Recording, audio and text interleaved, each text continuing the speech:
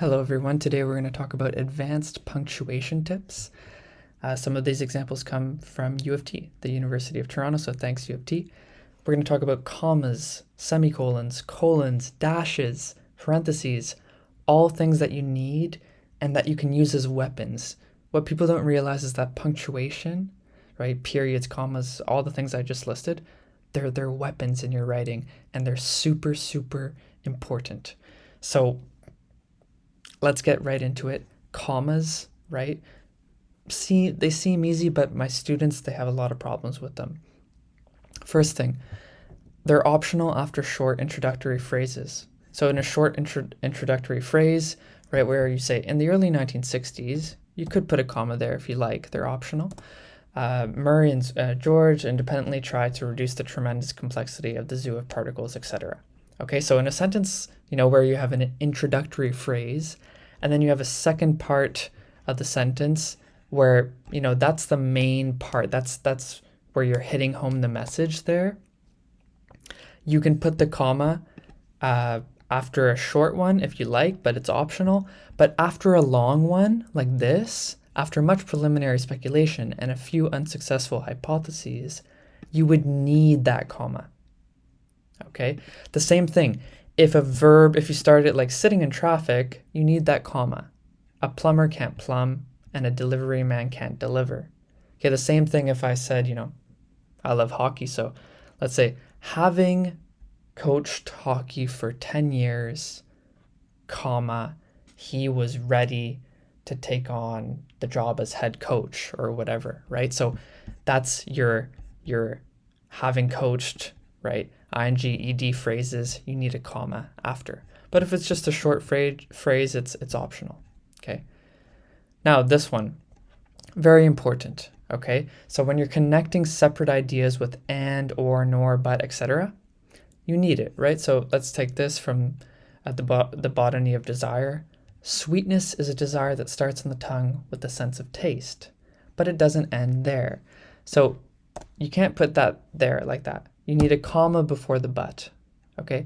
Whenever you repeat a subject, sweetness, it, or two separate subjects, you're going to need your but.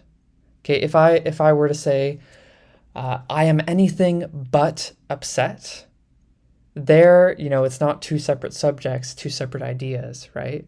I am anything but upset. Okay, you don't need a comma here, right? Not two separate ideas with, with you're repeating a subject or a different subject, okay? Here, again, you need a comma because two separate ideas. I love apples and Marco loves pears, right? You need this comma before the and here. We could also just write this, right, like that, right, with a period, okay? I love apples, Marco loves pears, right? But if you want to connect it, it's like that. The same thing with so, she is strong, so I think she will win. So is a particular one. So if it's so, like, sort of like therefore, so I think she will win, you put a comma. If it's so that, then there's no comma, okay? I will bring him so you can take a break at home. So maybe, you have family and, one parent is going to bring the kid to his or her activity. So I will bring him so that you can take a break at home. I could also put so that here, right? But if some people omit it, then you wouldn't need a comma there, all right? Next, you need commas. This one is a well-known one in lists of 3 or more, okay? So is what shaped the modern world through conquest, comma, epidemics, comma, and genocide. So this comma is mandatory, right? But the comma before and is not mandatory. It's called an Oxford comma. Some people are for it, some people are against it. It can help avoid ambiguity at times, not in this example, but in other examples. But it's really up to you if you want to use it. In languages like French, you don't use that before the and. If you're more comfortable with that, go ahead. Next, interruptions. Okay, it's common with names and which. So we'll see that here. So Dr. Johnson's Lives of the Poets, as Boswell tells us, was written at the urging of the London booksellers. Okay, so if we were to take this out, right? Dr. Johnson's Lives of the Poets was written at the urging of the London booksellers. Okay, that still makes sense, that sentence. So this is added information. Okay, this should be like that probably. Right? So this is added information. If we were to take it out, it would still make sense. So you put, when it's added information, added explanation, you put it between two commas. All right? The same thing in this example with names, right? If you're just, you have a name and then you're describing what that person does or who that person is, right? Then you would put it between two commas. Another one with which, that's very common, right? During the past 30 years, the ideal of the unity of learning, which the Renaissance and Enlightenment bequeathed to us, has been largely abandoned. Okay, has been largely abandoned. So this, if we were to take it out, during the past 30 years, the ideal of the unity of learning has largely been abandoned. Okay. In context, that would still make sense in the paragraph maybe, okay? So that's why it's between two commas there, okay? So when not to use a comma. We talked about when to use a comma. Now when not to. So in lists of two, obviously not like that, right? Like that. I like apples and pears. Simple lists of two. Two separate ideas. This one's very common. I see in my students writing all the time. Comma splice. In some other languages like French, commas are more acceptable here like this. But in English, no. It is raining. I will bring my umbrella. No, two separate ideas. We need a period or a semicolon. We'll talk about this beautiful semicolon later. Okay? So not a comma there. We don't like that.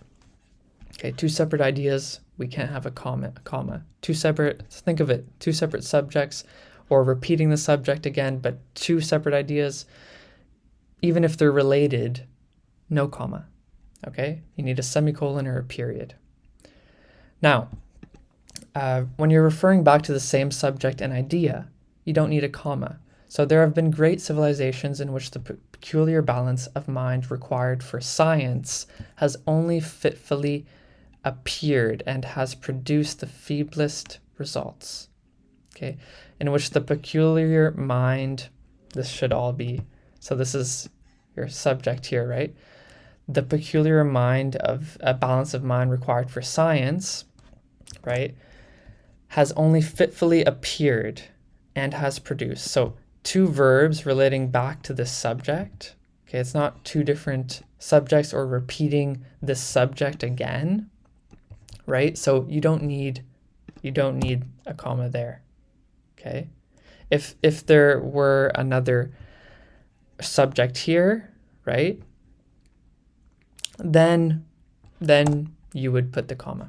Okay, so if the information is essential, okay, but it's not an interruption, you don't put commas, right? So the names, this is interesting, the names of the creative writers who have been more or less Freudian in tone or assumption would of course be legion. Okay, so if I were to take this out, right? If I were to take this out, the names of the creative writers in tone or assumption would of course be legion. Okay, of the creative writers, we don't know. If you just say the creative writers, this sentence doesn't make sense, right? The names of the creative writers in tone or assumption would of course be, doesn't make sense. We need this to understand the rest of the sentence. Okay? In that case, you would not put this in between commas. Okay? Good. Now, another one, because. Students ask me, do I need a comma before because? Well, it depends. In a sentence like this, he went shopping because we needed food. Okay? There's no real ambiguity there. It's clear what there's a need for food, so he went shopping, right? So this would be incorrect. But here, Suzanne didn't win the competition because of her level of ability. She won because she got lucky. okay? Versus Suzanne, this should be Suzanne, same name. Suzanne didn't win the competition because of her level of ability. She needs to train harder, okay? So here I'm saying she didn't win because of her level of ability. She won because she got lucky, okay? And here I'm saying she didn't win the competition because of her level of ability. She needs to train harder. So you see the nuance there. There's a difference, right, with this comma here versus here. So some sentences will have different meanings whether or not there's a comma before because. But in most sentences, you won't need it, okay? Now, moving on from commas to semicolons. Okay, so semicolons, as people will say, they connect closely related ideas. So if we look at this example, a scientific genius is not a person who does what no one else can do. He or she is someone who does what it takes many others to do. So these two ideas here, right, are very linked. And the writer did not want the reader to make a full stop here. He didn't feel like this warranted a full stop like that, okay? So he wanted the reader to continue. So a scientific genius is not a person who does what no one else can do. He or she is someone who does what it takes many others to do. So he wanted to express this full thought without the reader, really stopping. Okay, so that's a semicolon, really closely related. However, do not overuse the semicolon, okay? Use it as a weapon. Use it when you need it, okay? When you're in war, you don't use your weapon unless, it's necessary, okay? The same thing, not the same thing, quite different actually. A semicolon can also be used in a long, detailed list. So the idea of the North offers little hard data about the history, geography, population, sociology, politics, or economy of the North, about the burgeoning interest in the North after the second. So you see, about, then this is the first thing, about, and then this, complicated, and then about all this. So it's a complicated list where we have lists within lists, and it's complicated. So you can demarcate this, you can separate this with semicolons. Very interesting. Okay. You can also use semicolons, right, with these conjunctive adverbs. Don't worry, I haven't spoken about grammatical terms in this because those are just confusing. Let's just focus on what we need to write. So these words here, okay, so we went shopping, then we went to the mall.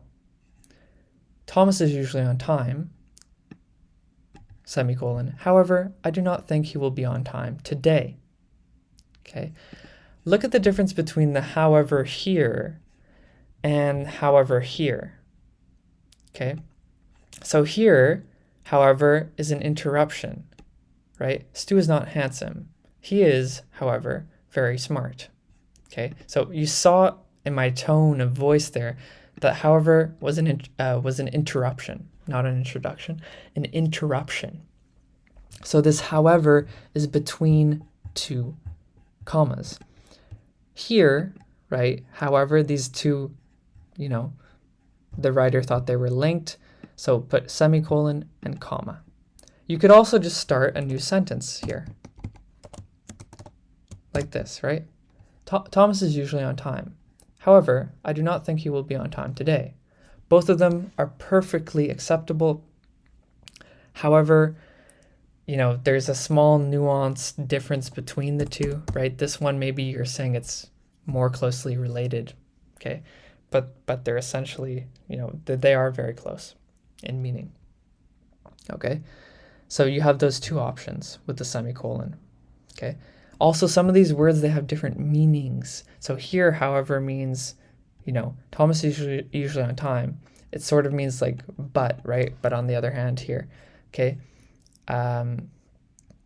But here, however you put your pants on in the morning, you're still just a human being, right? We all put on our pants the same way. So here, however, means in whichever way. Okay, so be careful with the meanings of words here, okay? And then Sometimes my students, they overuse the semicolon. I teach them this and then they start overusing it and we have to work on when to use it. So here, I will be going over to Tom's house later and we are supposed to eat a scrumptious meal. I don't think his girlfriend will be there though. So I wouldn't put a semicolon here, right? Because eating a scrumptious meal and his girlfriend being there, it's not really related. I think it warrants a full stop. Okay, so don't overuse the semicolon. Okay. Note here again, we needed the comma, right? We couldn't just put this, right? Because it's a different, different subject, different idea here as well. Okay. Now, after semicolons, we have colons, which are these little things here. So when do we use colons? Well, I really like how, this is said here, when the words after the colon fulfill the expectation. So here in the first part of the sentence, we're building an expectation that something needs to fill that expectation. So our age has produced a new literary breed, colon, the self-hating essayist. So this is fulfilling this part here, okay? So when it needs to fulfill it, colon, okay?